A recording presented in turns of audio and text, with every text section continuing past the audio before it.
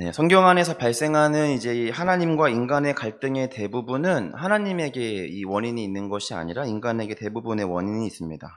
그리고 대부분의 그 갈등의 어떤 시작과 이유는 사람이 자기가 얼마나 큰 존재이며 그 큰 존재가 어떻게 삶을 살아가야 하는지에 대한 그 책임의 삶의 무게를 온전하게 잘 헤아리지 못할 때 그 갈등이 발생합니다. 그러니까 하나님은 우리를 이런 큰 존재로 창조하셨고 이렇게 큰 존재에게 이러이러한 삶을 우리 가운데 맡기셨는데, 그런데 우리는 우리가 얼마나 큰 존재인 것도 모르고 그리고 우리가 얼마나 더 자라나야 하는 존재인 줄을 우리는 모릅니다. 그러니까 당장에 필요한 그 안녕 그리고 평안을 그저 추구하고 변화와 어떤 하나님께서 우리를 부르시는 자리를 두려워하니까, 그러니까 하나님은 우리를 그 자리로 인도하시려는 싸움과 우리는 우리의 자리를 지키려고 하는 사람들의 싸움이고, 성경의 66권은 그런 인간과 하나님의 갈등 속에 벌어지는 갈등이고, 결국 그것에 대해 끝까지 불순종한 자들과 그러나 하나님의 그 끈질김에 결국 순복하여 하나님 말씀 앞에 순종이라고는 조금 거창하게 표현됐지만 어쩔 수 없이 납득한 인간이 그렇게 하나님 앞에 나아갔을 때 어떠한 자리에 서게 되는가를 우리는 보게 됩니다. 그런데 나름대로 이 인간들이 하나님이 우리를 만드시고자 하는 이 훈련이라고 하는 이 과정 속에서 우리가 그것을 끝까지 거부하는 근본적인 이유를 하나 좀 생각해 보자면, 한 번도 우리가 가보지 않은 세계이며 우리는 그 가보지 않은 세계를 가기 위해 우리가 어떠한 싸움을 싸워야 하는 줄을 모른다는 거죠. 그러니까 마치 셰프로 치면 한 번도 맛보지 못한, 만들어 보지 않은 음식을 사람들도 자신도 흡족할 만큼 가치 있는 음식으로 만든다는 건 불가능에 가까운 거죠. 그러니까 지금까지 우리가 어떤 판단들을 할 때 지금까지 우리가 살아왔던 경험, 또 우리가 간접적으로 책이나 영화나 드라마나 어떤 강연을 통해 들었던 인생과 사람과 인간이라는 것은 무엇인지를 그냥 짐작 깨달아 그러한 존재가로 크면 좋겠다라고 우리가 막연하게 생각은 하지만, 설사 우리는 그것을 위하여 격렬하게 싸움을 하지는 않습니다. 그러니까 성경 안에서 하나님과 인간의 갈등은 이렇다는 거죠.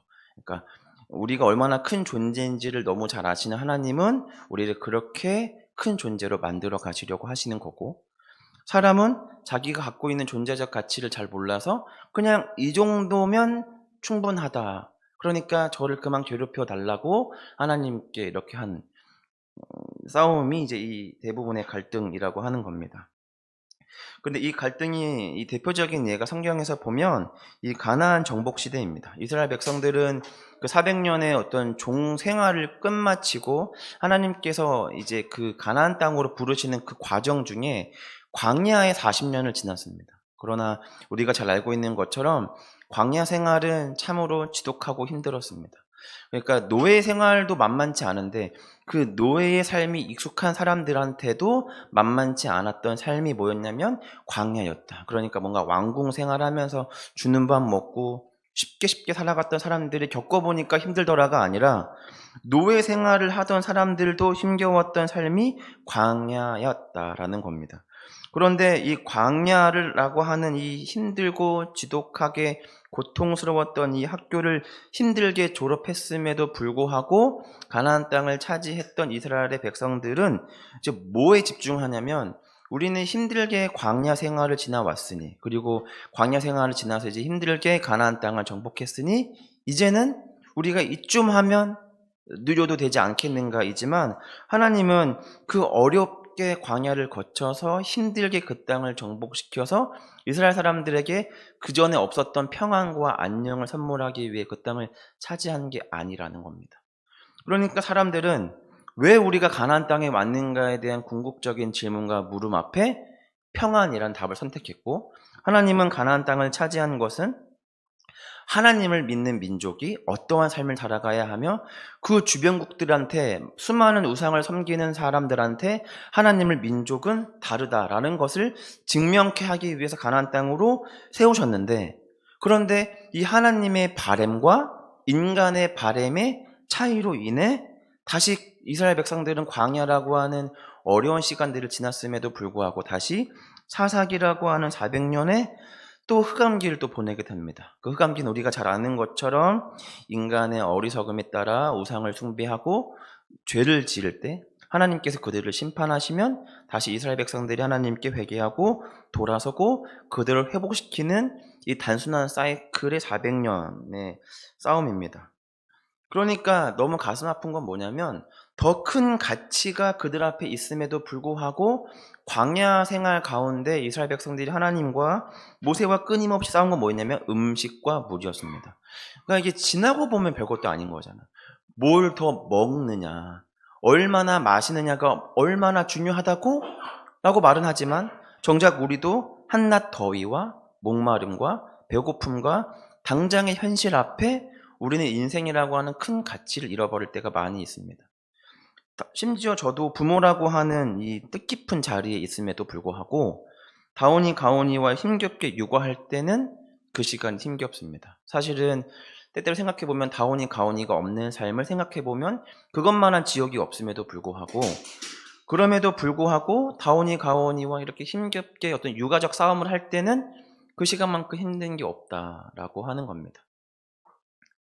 그러니까 우리는 이제 이 말씀 앞에서 이제 깨달아야 합니다. 천국에 내가 가냐 못 가냐 이제 이 싸움에 더 이상 우리는 지나왔으면 이제는 하나님께서 우리를 어떤 존재로 그러면 만들어 가시고 하나님께서 우리를 이 가나안 땅이라고 하는 삶에 우리를 세우셨으면 이제 하나님께서 우리 가운데 맡기시는 싸움은 어떤 것이며 우리 가운데 요구하시는 것은 무엇인가를 우리는 봐야 한다라고 하는 겁니다. 우리가 오늘 본문을 읽었던 이 욥기 7장의 내용은 그렇습니다. 본문을 잠깐 보시면 욥기 7장 15절에 욥은 이렇게 말합니다. 내 마음이 뼈를 깎는 고통을 겪느니 참이 차라리 숨이 막히는 것과 죽는 것을 택하리이다라고 욥은 말하고 있습니다. 왜냐하면 욥이 지금 겪고 있는 이 시행 과정은 이전에 한 번도 경험해 보지 못했던 큰 고통입니다.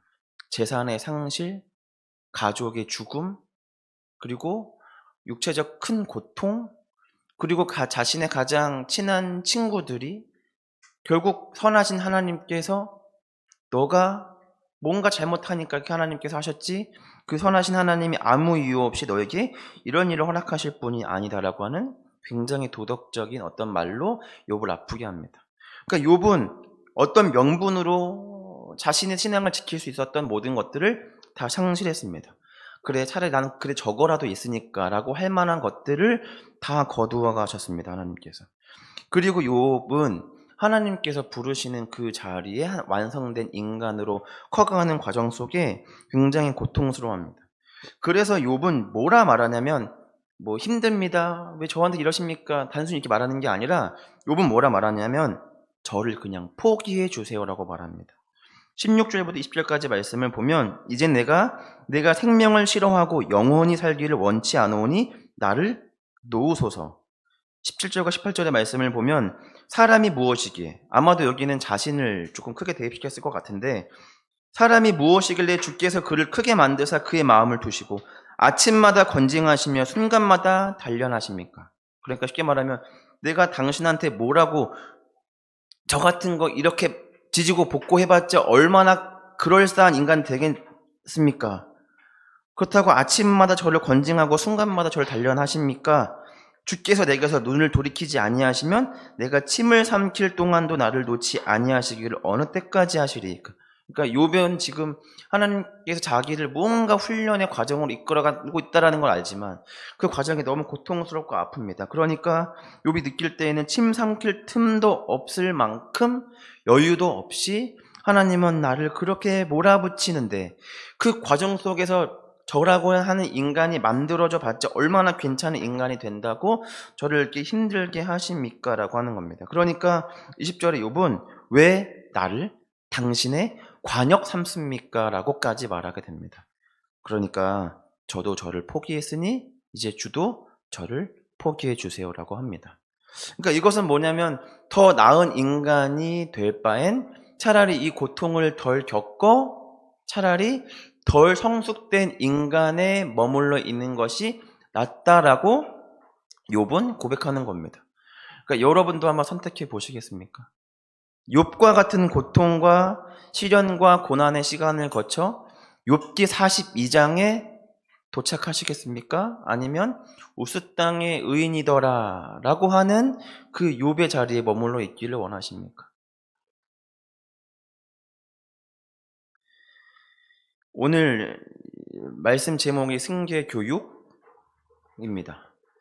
하나님께서 천국이라고 하는 대기업을 우리에게 물려주기로 결정하셨다라는 건 뭐냐면, 그냥 세상에 떠돌아다니는 어떤 허공에 무언가 아무렇게나 손을 뻗으면 잡히는 그 가치 없는 것을 우리한테 주시려고 하시는 것이 아니라, 이전에 세상에 경험해 보지 못했고 알 수도 없었고 보지도 못했던 아주 특별한 것을 우리를 후계자 삼아 우리 가운데 이제 주시겠다라고 하는 겁니다. 그러면 하나님께서 우리 가운데 무언가를 주거나 무언가를 주지 않으시거나 또는 우리가 가지고 있는 무언가를 뺏으실 때 갖고 계신 모든 기준점은 이제는 아들을, 내 딸을 사랑한다 안 한다가 아니라 이 천국을 누릴 만한 자로 만드냐 안 만드냐인 거죠. 그러니까 저 안 사랑합니까? 이거는 이제 너무 어린아이 같이 촌스러운 질문인 거고, 이걸 제가 얻음으로, 이 시간들을 제가 지나옴으로 겪음으로 천국을 누릴 만한 자가 되느냐 안 되느냐인 거죠. 그러니까 하나님은 이제 이 싸움을 이제 우리와 하시고 싶어 하신다라는 겁니다.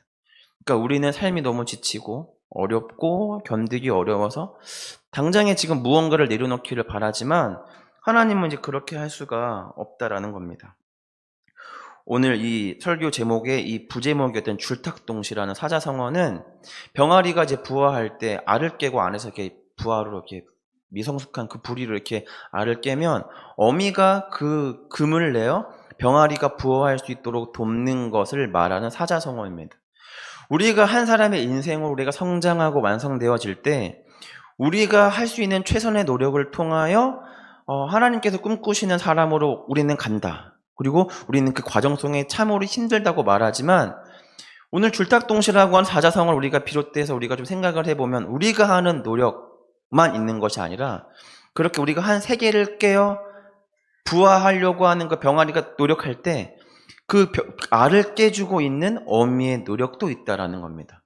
이와 비슷한 영화가 하나 있거든요. 혹시 마션이라는 영화를 보셨는지 모르겠지만 저는 그 마션이라는 영화를 보며 약간 이 사자성어가 좀 떠올랐었거든요. 마션이라는 영화 내용이 좀 그렇습니다. 이제 우주인 비행사가 화성에 불시착해서 조난을 당하게 됐고 동료들은 그가 실종되어 죽은 줄로만 알고 그들은 그 주인공만 빼고 지구로 귀환하게 됩니다. 그런데 알고 봤더니 화성에 살아남게 된 겁니다. 그 주인공이. 그래서 이제 화성에서 살아남아 어떻게든 이제 지구로 귀환하기 위해 막 감자도 심고 막 이렇게 하게 되거든요. 그런데 그 맷 데이먼이 이제 주인공인데 그 지구로 귀환하기 위해 생존을 해야 되니까 생존하는 것부터 지구로 돌아가기 위한 만반의 준비를 합니다. 근데 그때 지구에서 이 맷 데이먼이 생존해 있다라는 것을 알고 지구로 귀환시키기 위해 수많은 사람들이 이 한 사람의 귀환을 위해 싸웁니다. 물론 빌런들도 있어서 돌아오지 않게 하려고 하는 사람도 있지만 그러나 많은 사람들은 이 사람이 지구로 귀환할 수 있도록 합니다.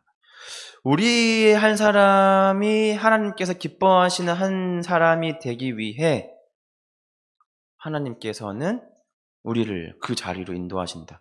우리가 미처 느끼지 못하고 경험하지 못하고 인지하지 못했지만 하나님은 우리를 후계자 삼아서 우리를 이 천국과 세상과는 다른 또 세상을 담아내는 이 엄청난 그릇으로 저와 여러분들을 그렇게 만들어 가시기를 원하신다라는 겁니다. 그런데 우리는 하나님께서 우리 가운데 원하시는 이 바램과 늘 다른 선택을 합니다. 이 무소유라는 말들을 우리가 잘 알고 있죠. 무소유. 더 가짐으로 더 가져도 더 가진 이 무언가가 문제가 되더라. 그러니까 더 가져도 문제니까 아무것도 갖지 않음으로 문제가 될 것을 없애자가 무소유잖아요. 그러니까 뭐 돈 있어도 결국 마음에 근심을 생기고 결국 이 돈으로 인해 사람이 욕심을 생기니 그러한 이 모든 것들을 가져도 그 욕구는 사라지지 않으니 그냥 아무것도 갖지 않는 것으로 해결하자 이거지만 하나님께서 우리 가운데 바라시는 것은 더 갖지 않음으로 문제가 발생할 만한 근거를 자르시는 것이 아니라 세상을 넉넉하게 담아낼 수 있는 한 사람의 실력 있는 그리스도인으로 만들어가고 계시다라고 하는 겁니다. 차라리 우리가 고아였으면 배우지 않아도 됩니다. 학교를 가지 않아도 되고 그냥 세상에 나아가서 그냥 오늘 뭐 먹지 뭐 마시지 하며 밥을 빌어먹고 살면 그만입니다. 그러나 아버지가 있고 어머니가 있으면 인생은 조금 더 고단해집니다. 학교를 가야 하고 학원을 가야 하고 밥 먹을 때 꼬부정해서 앉으면 안 되고 핸드폰도 오래 못 합니다. 왜냐하면 부모는 자식을 올바르게 키우고 싶고 훌륭하게 키우고 싶기 때문입니다. 그런데 하나님도 마찬가지입니다. 하나님도 저와 여러분을 세상의 고아처럼 마냥 행복하고 기쁘기만 하고 결핍 없는 채로 그렇게 자라나기만을 바라시는 것이 아니라 하나님은 저와 여러분을 훌륭하게 키우시고 싶으신 겁니다. 그래서 우리를 가만 내버려 두실 수가 없는 겁니다. 지독하고 아프고 포기하고 싶고 저 지렁이처럼 우리를 그냥 하나님 포기해 주세요. 우리 같은 거 그렇게 건드려봤자 권징하여봤자 관역 삼아봤자 우리는 그냥 그 밥의 그 나물입니다라고 말하고 싶지만 하나님은 그냥 그 밥의 그 나물로 우리를 그렇게 만들어가기 위해 우리를 창조하지 않으셨다라고 하는 겁니다. 그리고 하나님은 그 끈질김 속에서 드디어 욥을 그 42장의 거룩한 자리로 우리를 세우시는 것처럼 하나님께서는 저와 여러분 또한 그렇게 만드십니다. 저와 여러분은 육체적인 부모가 지금은 안 계실지어도 영적으로 하나님 아버지를 나의 아버지라 삼고 우리는 그렇게 살아가며 나아갑니다. 그러니까 하나님께서 우리를 힘겹게 하실 때마다 한편에 떠올리시기 바랍니다. 승계 교육이구나. 저 천국과 세상을 담아낸 한 사람으로 하나님이 나를 지금 굉장히 못살게 구시는구나. 그리고 내 괴로움과 아픔과 고통이 커질수록 그 하나님의 사랑은 그 밀도와 질량과 총량은 비례한다라는 것을 기억하셔서 그 괴로움 속에 마음껏 하나님을 원망하시는 마음과 함께 그 사랑과 감사하는 마음도 함께 담아두시기를 간절히 소망합니다. 그래서 그 고통과 아픔으로만 끝내지 아니하시고 그 고통과 아픔 그 끝자락에서 내가 지금껏 주를 보았으나 들었다고 했으나 내가 이제서야 주를 배웁니다 라고 고백했던 그 욥의 고백처럼 우리도 그 고백을 하게 되는 그 영광의 순간을 맞이하기까지 마음껏 고통과 아픔과 고난의 시간을 감사로 지나가시는 여러분들 모두가 되시기를 간절히 소망합니다.